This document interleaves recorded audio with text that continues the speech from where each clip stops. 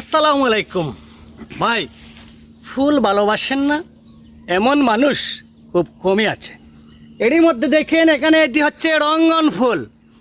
এই ফুলের সৌন্দর্যতা সারাটি বর্ষা আমাদেরকে দিয়েই থাকে। এই যে দেখেন কত সুন্দর গাছের ফুলগুলা, আর এই যে কলিগুলাও আসতেছে, এখানে আরও ফুল হবে, এখানে আরও ফুল হবে। এদিকে একটু দেখাই আমরা। এই যে দেখেন, তো বাগানের সৌন্দর্যতা বৃদ্ধির জন্য একটি রঙ্গনের গাছ রাখা যায়, তবে এটার চারা কীভাবে উৎপাদন করা হয় সালে ভাই, তো শিক্ষণীয় একটি টপিক। টাকা লাগবে না এখানে। এবার আসেন, এটা কিন্তু এই ডালগুলা থেকে চারা হয়। ছায়াযুক্ত জায়গায় এটাকে যদি বসিয়ে রাখা হয়, এখান থেকে শিকড় হবে, এটাই একটি চারা হবে। আর আপনার বাগানে আরও একটি সৌন্দর্য দেখানোর জন্য